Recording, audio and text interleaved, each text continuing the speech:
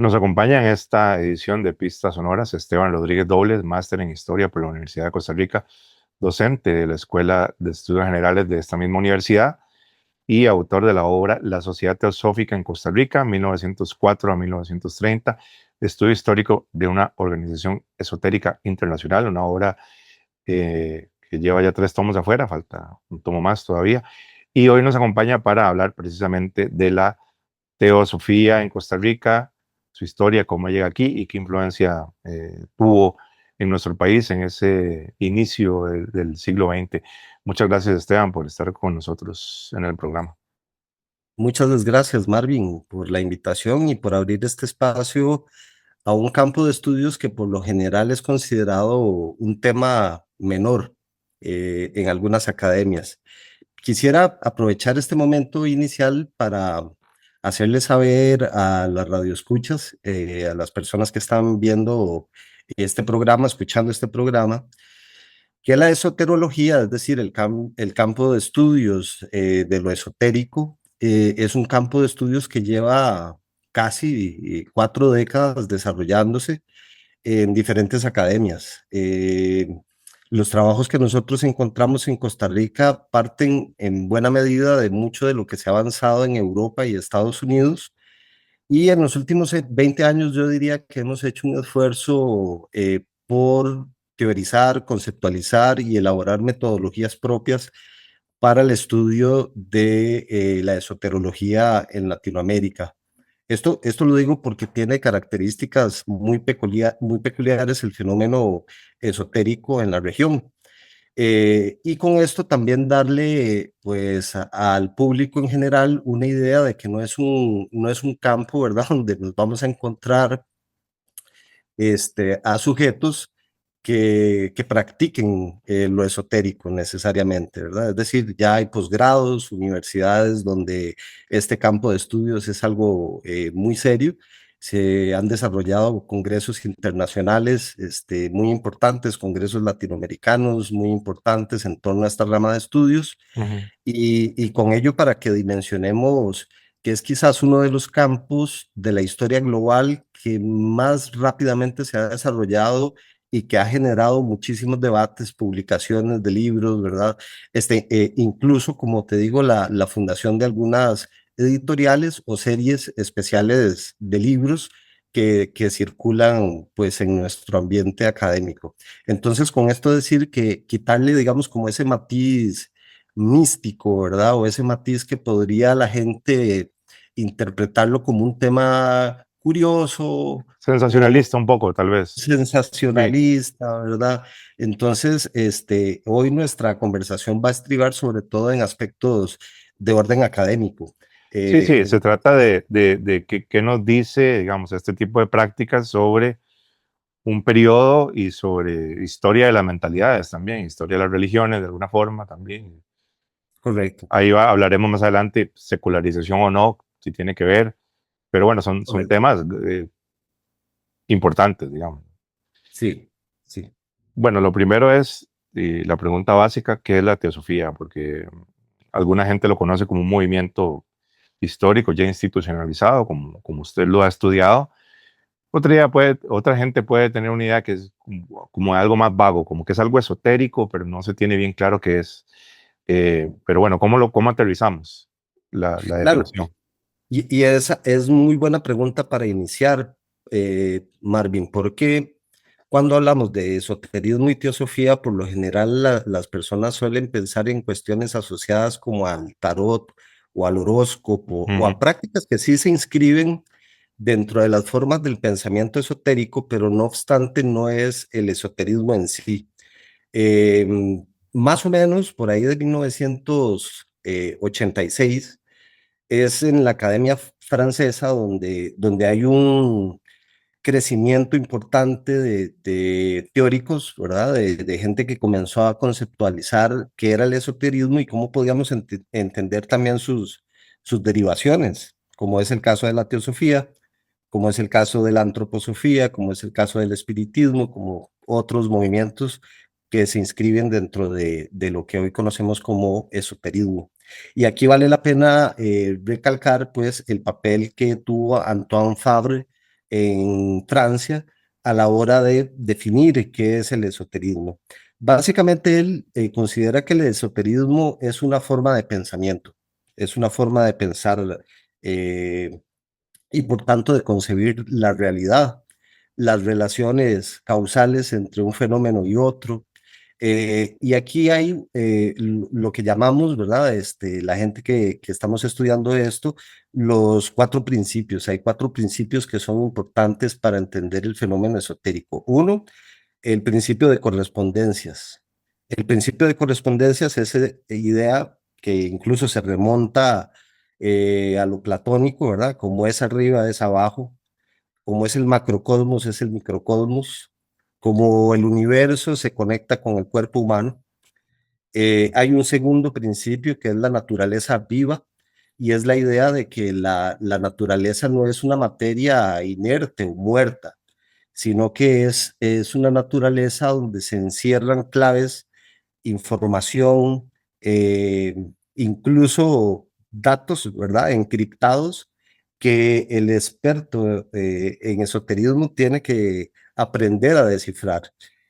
Otro elemento muy valioso dentro de la conceptualización de Antoine Fabre es la idea de los maestros, es decir, siempre va a haber una figura que lleva al aprendiz al desarrollo de sus potencialidades y al estudio de lo esotérico. Recordemos que lo esotérico es ese conocimiento que está afuera, ¿verdad? Perdón, lo exotérico es ese conocimiento que está ahí afuera y lo esotérico sería lo que está adentro, que aquí podríamos pensar que es aquello que está dentro de las agrupaciones esotéricas, ¿verdad? Y que es de alguna manera un secreto. No obstante, pues, ¿verdad? La función de los maestros es llevar poco a poco, ¿verdad? Al aprendiz en ese camino, ¿no? En el Sí. desarrollo, pues, de sus facultades esotéricas y exotéricas. Y siempre tiene Y mucho que ver con, perdón, siempre tiene mucho que ver con iniciados y no iniciados, ¿no? Como esa división. De, sí, sí, sí. ujú, Es un aspecto, ¿verdad? Que ahí es interesante porque se conecta con tradiciones mucho más antiguas. Esta idea, ¿verdad? Incluso pensemos en el Eleusis, ¿verdad? En las fiestas del Eleusis, ¿verdad? Y todas estas experiencias místicas que solían tener algunos pensadores en su tiempo, todas esas iniciaciones. Entonces la iniciación es también parte de este aspecto que compone pues al esoterismo, ¿no? Eh, y ahí pues se van matizando en realidad, vieras que desde el 86 hasta acá ha sido un debate muy amplio que como te digo, ha tomado décadas. Algunos se decantan más por la tipología de Antoine Fabre, ¿verdad? Hay gente que más bien ha abonado, ha incorporado otros aspectos. Es interesante, por ejemplo, el trabajo que hace Gunther Hanegraaff, que es un profesor que precisamente se ha dedicado en el doctorado de estudios sobre el esoterismo eh, en la Universidad de Ámsterdam a proponer entender el esoterismo como una forma de conocimiento rechazado, un saber rechazado. Y esto tiene que ver con la ilustración, ¿verdad? ¿Cómo es que llega en un determinado momento el pensamiento ilustrado a poner en cuestión a la magia o todo este tipo de pensamientos, ¿verdad? Causales entre las estrellas y el cuerpo humano, que es donde podemos ver cómo es que el esoterismo es desacreditado en buena medida. mm. Ahora, yéndonos a la teosofía, ¿verdad? Pasando este debate, porque te digo que es un debate que sigue en pie, Sí, ¿verdad? Incluso como te decía al inicio, en Latinoamérica estamos tratando de conceptualizarlo también, porque esto se vincula también a tradiciones prehispánicas. Muchos teósofos, ¿verdad?, estarán buscando en lo prehispánico elementos que tengan que ver o se conecten pues con sus lecturas, ¿no? De las razas, por ejemplo. Luego explicaré que es un concepto de raza distinto, y que tiene todo un sentido evolutivo, no darwiniano, ¿verdad? Sino ya explicaremos un poco Sí, cómo claro, es. porque eso puede prestarse a convulsiones y también a cierta idea de que un poco la teosofía o algo de este esoterismo podría relacionarse con cierto racismo del siglo XIX biológico, etcétera. Ah, correcto, Habría que correcto. aclarar un Que poco eso. Ujú, pues que en alguna medida algunos intelectuales y líderes políticos sí que lo cooptan, ¿verdad? Sí que ujú, cooptan algunas simbologías, sí que cooptan algunas ideas, ¿verdad? E incluso la idea de la eugenesia era algo que estaba muy presente en movimientos teosóficos europeos ujú, de principios del siglo XX. claro. Entonces no es de extrañarse, ¿verdad? Que la cruz ansata, eh, o que alguien llamaría por ahí la esvástica, ¿verdad? Ujú, Sea un ujú, símbolo que lo encontremos utilizado por el nacionalsocialismo en Alemania, pero que esté presente en multitudes de tradiciones antiquísimas, ¿verdad? Que recorren China, la India, incluso los indígenas norteamericanos, ¿verdad? ujú, Utilizaron la cruz ansata. Entonces, ujú. sí que luego vamos a aclarar un poco que ese concepto de raza y la idea de la eugenesia, ¿verdad? Tienen pues sus matices dentro de la sociedad teosófica. Claro. Ahora, teosofía es en realidad un vocablo que agrupa muchos movimientos y muchos pensadores de muchas épocas. Eh, Y aquí uno podría mencionar, ¿no? Pues cómo este término ha fungido para sistemas de creencias o llamémosle, como dice Antoine Fabre, formas de pensamiento, ¿verdad? Que recorren, por ejemplo, los místicos cristianos europeos. Aquí te puedo mencionar a Valentín Weigel o Emanuel Swedenborg, o podemos pensar en el mismo Jacob Bohm o Paracelso, ¿verdad? Ellos están detrás de este estudio por encontrar la sabiduría de Dios, ¿verdad? Que eso es lo que quiere decir etimológicamente teosofía. Teos, Dios, Sofía, la sabiduría. De alguna manera la sabiduría que nos permite, ¿verdad? El conocimiento, el estudio de aquello vinculado a Dios, a lo divino. Entonces, por eso te digo que recorre muchas tradiciones y hay algunos pensadores que incluso tratan de separar históricamente esa teosofía cristiana de estos autores que he mencionado, de lo que sería la sociedad teosófica que se funda a partir de 1875 Mm, por William Steele Olcott, perdón, Henry Steele Olcott, William Judge y Elena Petrovna Blavatsky, que es probablemente el personaje más reconocido entre claro. ellos tres. Eso es en Eh, Estados Unidos, ocurre esto. Esto O, ocurre en o Nueva York. En Nueva Esto, York. Ajá. esto ocurre en Nueva York. Es muy interesante la historia que hay detrás de la fundación en aquel momento, ¿no? De la Sociedad Teosófica, pues de alguna manera condensa otros grupos, ¿verdad? Y otras experiencias que estos personajes habían experimentado. Por ejemplo, Blavatsky pasa por círculos espiritistas, ¿verdad? Mm, Tiene experiencia en diferentes movimientos. Muchos teósofos, al mismo tiempo que estaban dentro de la sociedad teosófica, también estaban dentro de alguna logia masónica. Entonces no era extraño, ¿no? Encontrar como esta incorporación de diferentes pensamientos para conformar lo que hoy conocemos como teosofía. O Yo sea, quisiera... es ecléctica por principio, digamos, de alguna manera. Está Sí, incorporando como sí, ramas de diferentes tradiciones espirituales o religiosas en una nueva tradición de pensamiento, por así decirlo. así es, así es. Mira, la sociedad teosófica que como te digo, esa que surge en 1875, algunos pensadores que criticaban mucho el occidente, como René Guénon, incluso René Guénon tiene todo un texto dedicado a desacreditar a la sociedad teosófica, ¿verdad? Y le llama teosofismo. Mm, para diferenciarle de la teosofía previa de aquellos pensadores, ¿no? Y de otras experiencias que se podían alcanzar incluso mediante el sufismo. No olvidemos que René Guénon incluso se hace al Islam en un momento determinado de su vida.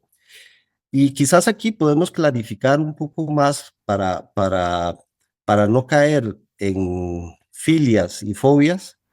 ¿Qué es lo que puntualmente define a la sociedad teosófica? ¿Cuáles son sus objetivos?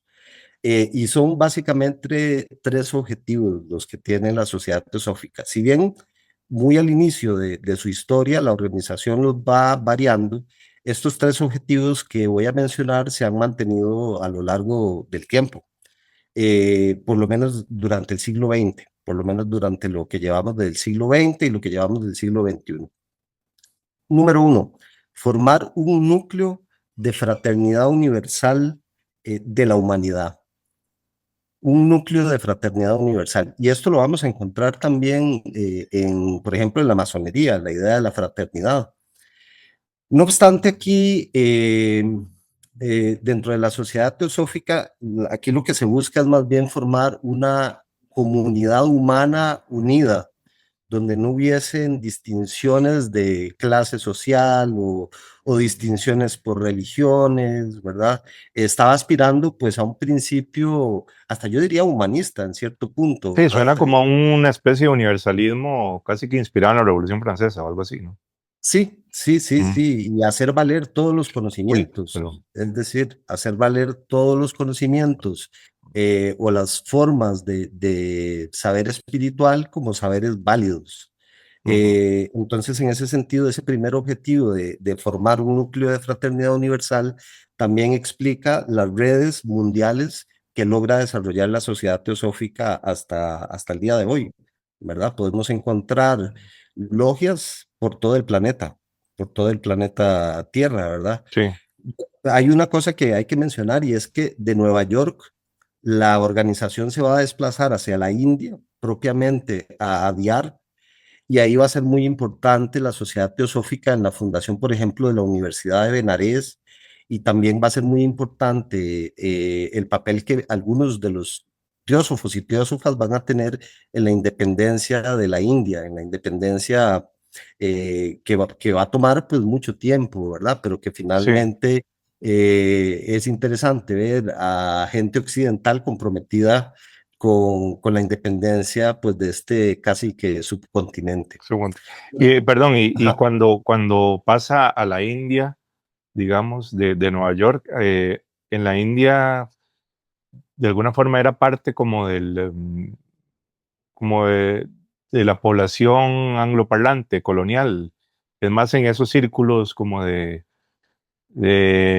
británicos administradores de la colonia o tenía algún arraigo como entre Hay de otros. todo un poco, hay de todo un poco porque Marvin, fíjese que en 1893 se va a desarrollar el Congreso Internacional de las Religiones, si mal no me acuerdo su nombre. Entonces eso puso en contacto, voy a usar dos nociones, ¿verdad? Que es la idea del Oriente y del Occidente.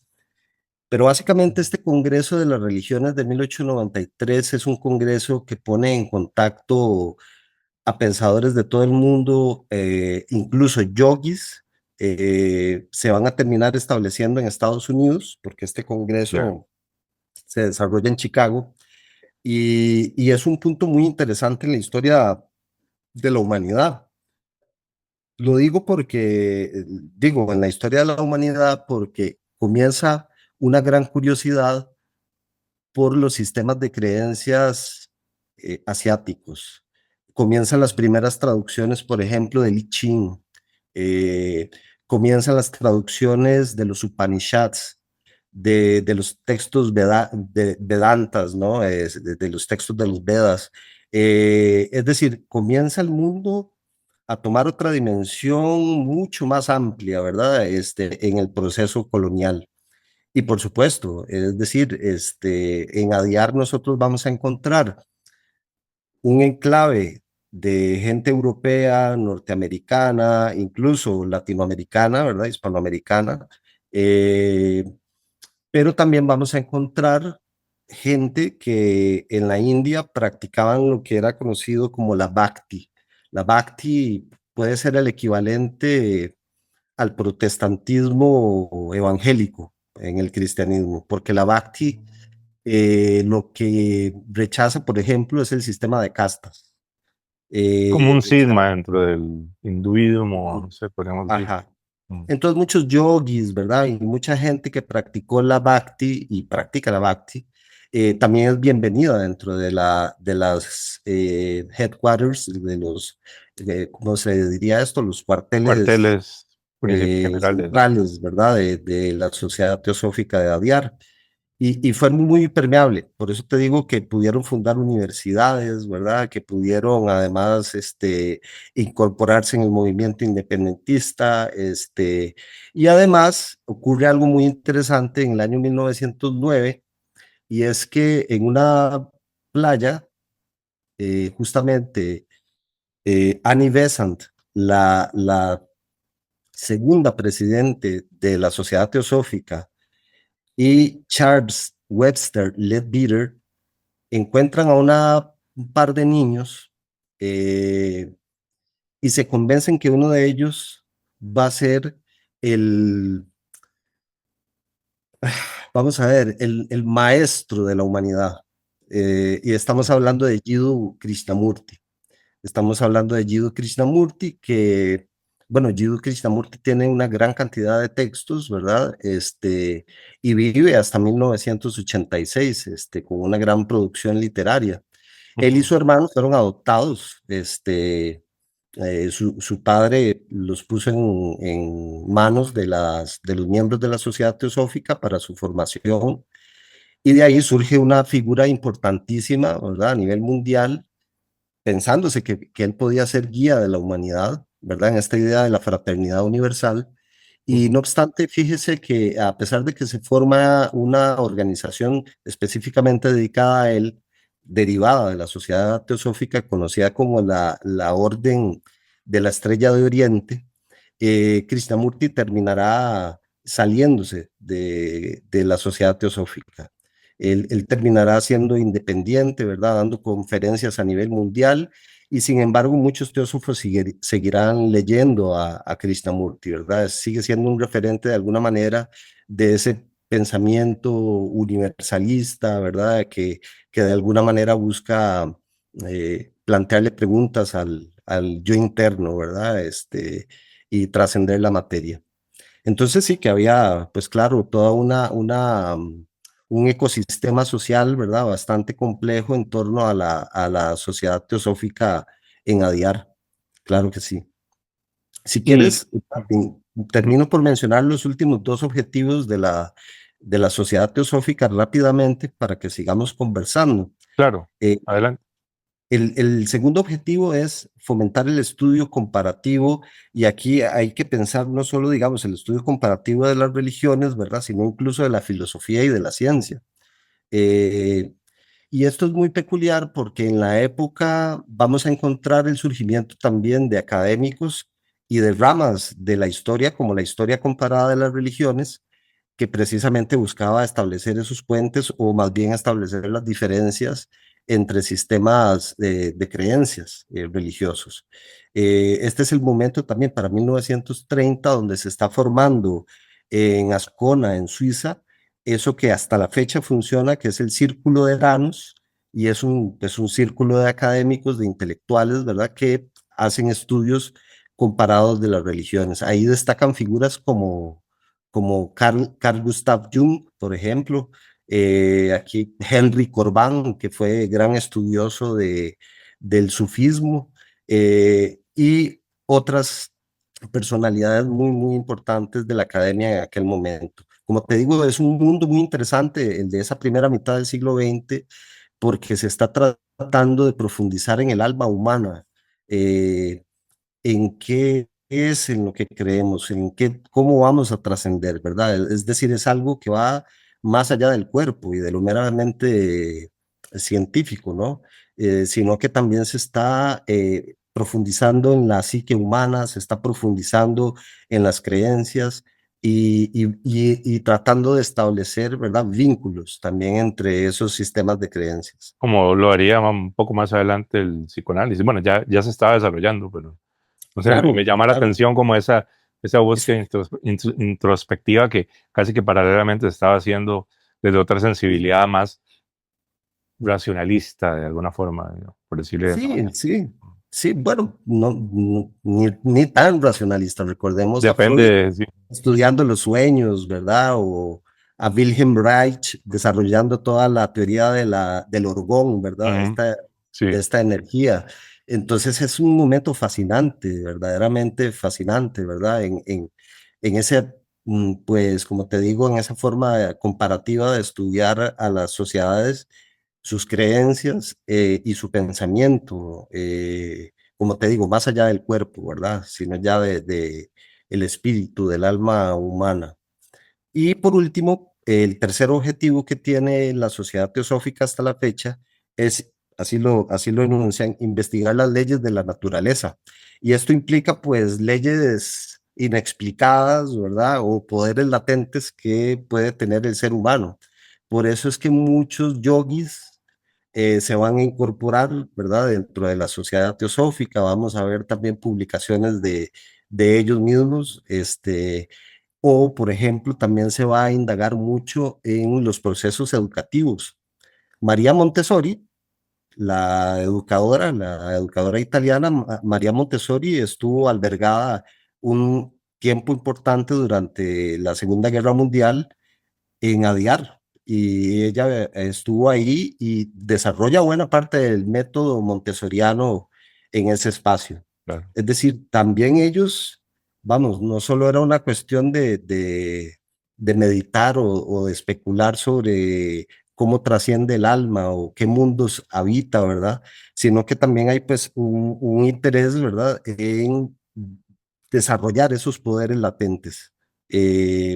Ahora, hoy día, por cierto, hablando de esta última visita que hice a la Logia Shakti hace un par de semanas atrás, una de las cosas que se le advierte a las personas que quieren incorporarse a la sociedad teosófica es que si lo que andan buscando, ¿verdad?, es tener poderes telepáticos Ujú, o cuestiones así por el estilo, ¿verdad?, ese no es el lugar. O claro, si lo que quieren es conectar, ¿verdad?, con un pariente fallecido, sí. que es algo que se vuelca más hacia el espiritismo.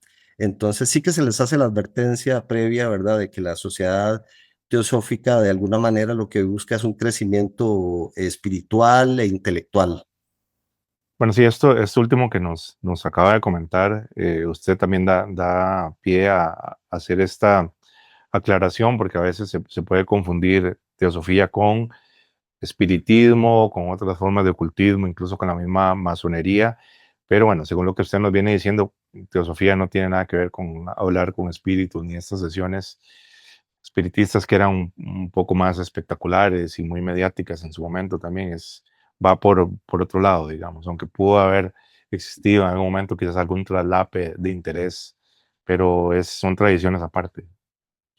Marvin, sí, sí que uno podría considerar que en la parte más institucional, es decir, en los orígenes, en los actores, ¿verdad? Pues sí que son movimientos distintos. Pero si lo consideramos a la luz de la propuesta de Antoine Fabre, uno podría pensar que estas formas de pensamiento, o valga la redundancia, estas formas de pensamiento tienen algunos vínculos y responden a inquietudes de su época.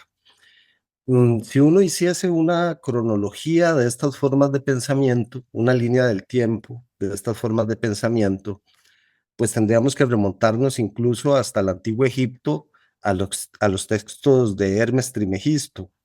Eh, entonces, toda esta gente del siglo XIX, XX, van a compartir textos, ¿verdad? Pero también van a tener a sus pensadores principales. Si bien en Estados Unidos los primeros fenómenos espiritistas toman origen en las experiencias de las hermanas Fox a mediados del siglo XIX, es en realidad Allan Kardec el que le da una sistematización al pensamiento espiritista, ¿verdad? Si nos vamos a la historia de la masonería, también tenemos que echar hasta atrás, ¿verdad? Remontarnos eh, probablemente incluso, ¿no? A los caballeros templarios, a los imperios bávaros, ¿verdad? Algunas organizaciones secretas. Y si nos centramos en la sociedad teosófica, también vamos a encontrar también pensadores que son recurrentes, que son importantes, ¿no? Y derivaciones de la teosofía, como es el caso del pensamiento de Krishnamurti, que toma su base en la sociedad teosófica, pero él va a desarrollar su propia filosofía, o podríamos pensar en la separación que experimenta la sociedad teosófica con Rudolf Steiner, que era la sección alemana de la sociedad teosófica. Y uno podría ver cómo es que esa separación de Rudolf Steiner llevó también al desarrollo de la antroposofía e incluso, como te decía, de una forma de pensar el arte, de pensar la educación, ¿verdad? Porque es en el contexto de la antroposofía que se desarrolla el modelo educativo Waldorf, Ah, que todavía hasta la fecha el modelo Waldorf se practica, ¿no? Se enseña. sí, sí, sí. En Estados Unidos son muchas las escuelas que se derivaron también de separaciones de la sociedad teosófica. Entonces, van a tener sus particularidades, ¿verdad? Uno puede encontrar en una autora como Alice Bailey, que fue practicante de la teosofía muy, muy cercana a Annie Besant, puedes encontrar de alguna manera elementos de la teosofía con unos nuevos aditivos, como decir, unas nuevas ideas, ¿verdad? O unas nuevas propuestas. Entonces, eso es lo muy interesante que tiene también la sociedad teosófica, cómo a partir de esta organización hay una eclosión de otras instituciones y otras formas de concebir lo esotérico y lo teosófico también, ¿verdad?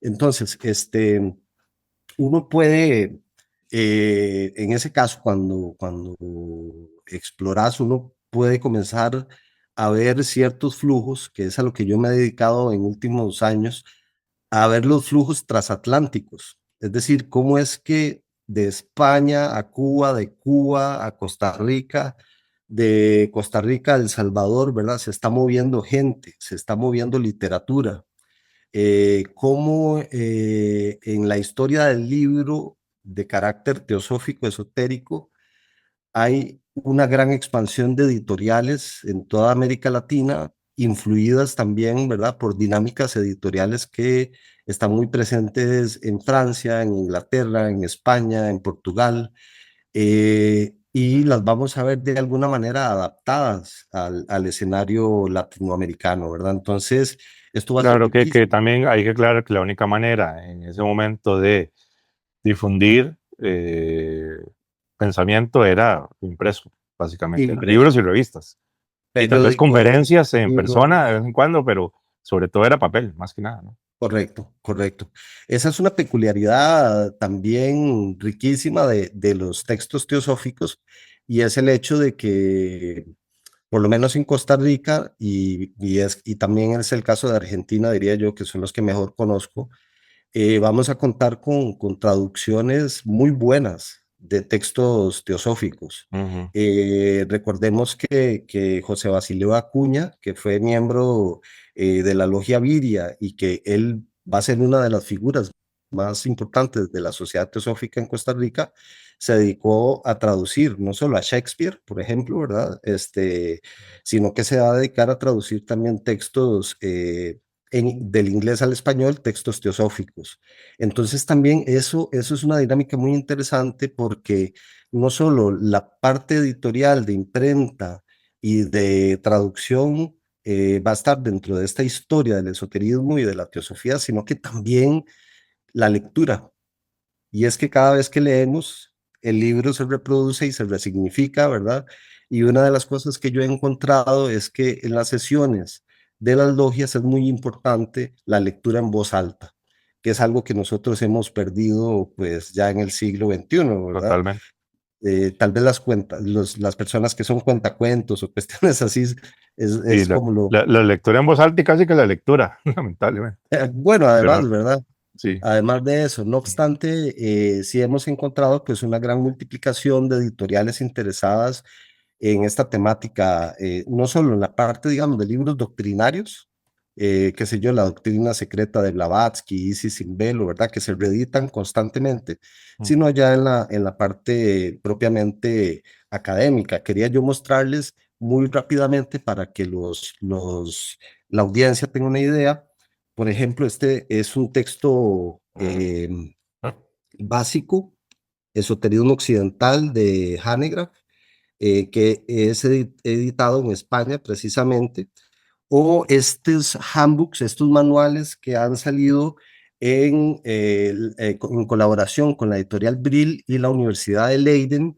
Este es un manual solamente de las corrientes teosóficas y es un texto que te digo es voluminoso y da cuenta precisamente de la amplitud que encierra la sociedad teosófica, la particularidad y su amplitud, ¿verdad?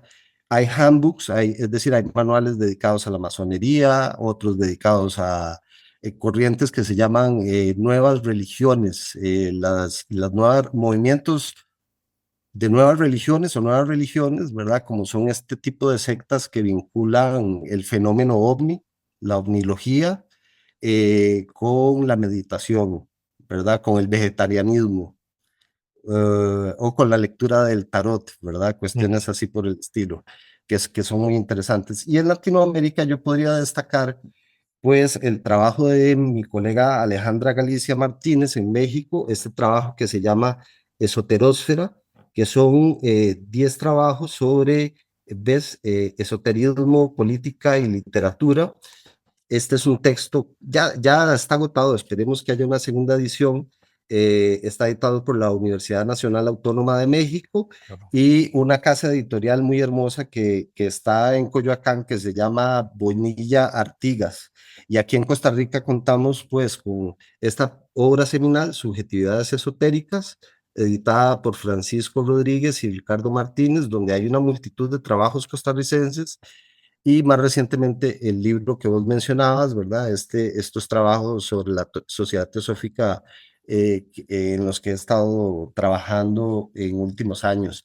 Entonces ha crecido muchísimo la comprensión de la sociedad teosófica y su diferencia con otras ramas gracias a este tipo de escrutinio, ¿no? De que va por la literatura, la práctica política, incluso el tipo de agrupaciones y de los miembros que van a conformar esas agrupaciones.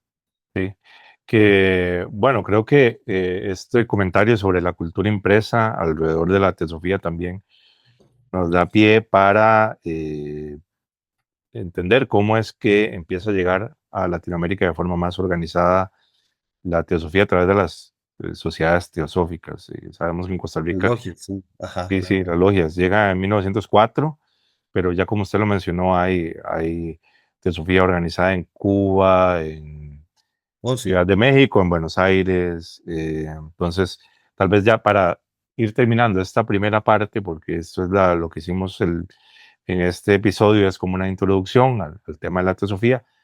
Segunda parte, vamos a entrar ya directamente a cómo se manifiesta aquí en Costa Rica, qué figuras estuvieron relacionadas con la teosofía, pero bueno, para ir cerrando con eso, concluyamos ahí en cuándo desembarca en América Latina. Ok, bueno, mira, eso es una cuestión eh, que es a veces difícil de determinar. Voy a referirme al caso de Costa Rica para dejarlo de tarea, ¿no? Para la próxima sesión, Sí, y es mencionar la dificultad de establecer exactamente eh, quiénes conformaron el primer círculo teosófico, no la sociedad teosófica, porque lo que vamos a ver es que en primera instancia la familia Bertó, que es una familia de migrantes cubanos, vendían en su zapatería ya desde fines del siglo XIX, la doctrina secreta, textos teosóficos. Es decir, los libros, existían libros teosóficos antes de que existiera la Sociedad Teosófica en Costa Rica. Claro, porque no es lo mismo la difusión de en este caso, la teosofía de su Claro. formalización, por así decirlo, ¿no? Correcto, correcto, porque tenés que tener un diploma, tenés que ser aceptado por los headquarters, por los cuarteles centrales, ¿verdad? Sí. Tenés que pagar una anualidad. Es toda una forma moderna, y de esto también podríamos hablar en la próxima sesión, es toda una forma moderna de concebir el movimiento teosófico. Em, entonces, hay una institucionalidad y una organización bastante vertical, si quieres verlo de Ujú, esa manera. ujú.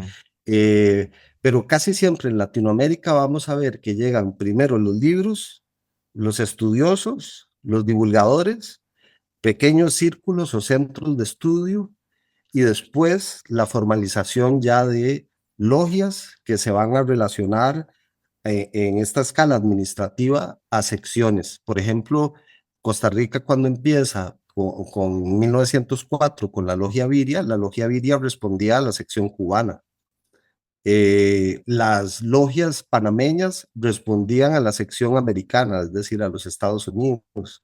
Claro. Eh, entonces tenemos ahí pues unas redes muy interesantes. Posteriormente, ¿verdad? Ya Costa Rica va a ser un nodo, es decir, en esa red de logias que se van a ir desarrollando en Centroamérica, Costa Rica va a fungir como un nudo, como un centro que va a permitir la formación de la sección centroamericana de la Sociedad Teosófica. Eh, entonces eso va a ser bien interesante porque Marta Elena Casau Zarzú en su momento le llamaba redes de intelectuales. Ujú. Y lo que hemos descubierto con el tiempo es que muchas de esas redes intelectuales estaban compuestas por teósofos y teósofas, lo cual también denota, ¿verdad?, dinámicas internacionales y globales. Uno no se imaginaría con la rapidez que llega un telegrama o una carta. Sí. Es decir, esta gente está muy, muy interconectada entre sí, ¿verdad? Circulares que venían de la India a Costa Rica en inglés eran traducidas rápidamente al español y se circulaban por Centroamérica, te digo, con mucha agilidad. Periódicos que estaban en conexión, ¿verdad? Intelectuales como Alberto Masferrer en Salvador se publicaban en Costa Rica, Ujú. pero también en Costa Rica se publicaban pensadores centroamericanos o españoles, ¿verdad? En revistas y periódicos. Claro.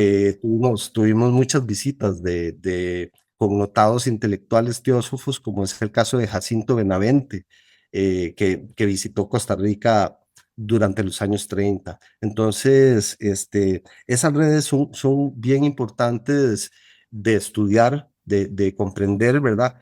Porque son las que nos permiten entender cómo es que surgen esas logias y luego esas secciones e incluso, ¿verdad?, cómo se van transformando con el tiempo.